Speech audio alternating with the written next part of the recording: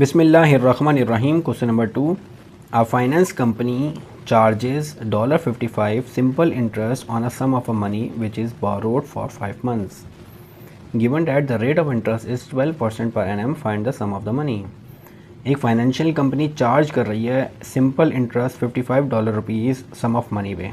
Some of money means that the sum of money is principal amount. जो principal amount है उस amount पे $55. अब ये नहीं पता हमें यहाँ पे सिंपल सम ऑफ मनी कितना है. उस सम ऑफ मनी पे $55 जो है वो सिंपल इंटरेस्ट ले रही है which is borrowed for 5 months. इसका टाइम पीरियड 5 मंथ्स है. Given that the rate of interest, अब रेट ऑफ इंटरेस्ट जो है वो आपके पास 12% पर एनएम है. यहाँ पे रेट पर एनएम के हिसाब से, पर ईयर के हिसाब से गिवन है और पैसे 5 मंथ्स के लिए लिए गए हैं. तो आपको 5 मंथ्स को ईयर में ही पुट करना है क्योंकि रेट आपके पास जो है वो एनएम में पर ईयर के हिसाब से गिवन है. Find the sum of the money. ये sum of money means that अपने प्रिंसिपल अमाउंट फाइंड आउट करनी है.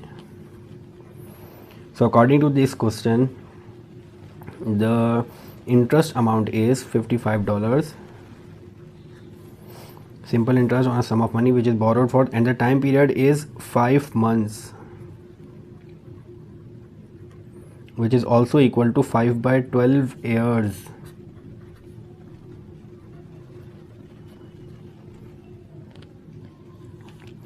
And the rate is 12% per annum. Find the sum of money.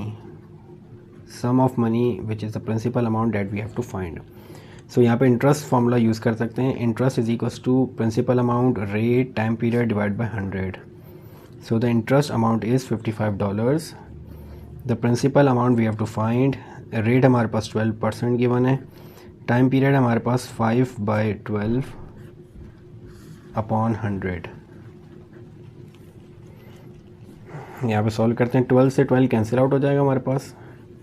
100 यहाँ डिवाइड हो रहा है, वहाँ पे 55 से मल्टीप्लाई हो जाएगा. तो 55 multiply by 100 is equals to principal amount into 5. मुझे प्रिंसिपल अमाउंट फाइंड आउट करना है तो 5 यहाँ पे आके डिवाइड हो जाएगा.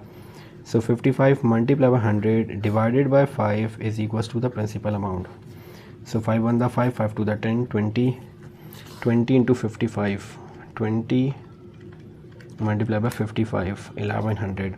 सो the sum of money, the principal amount is $1100. ये वर्ड प्रॉब्लम में है तो आपको इसको एक तो यूनिट लिखना है, दूसरा वर्डिंग में आंसर लिखना है.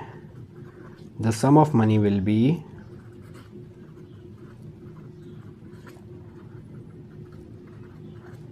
$1100. So this is the question number 2. Inshallah in the next video we will start the next question. Assalamu alaikum.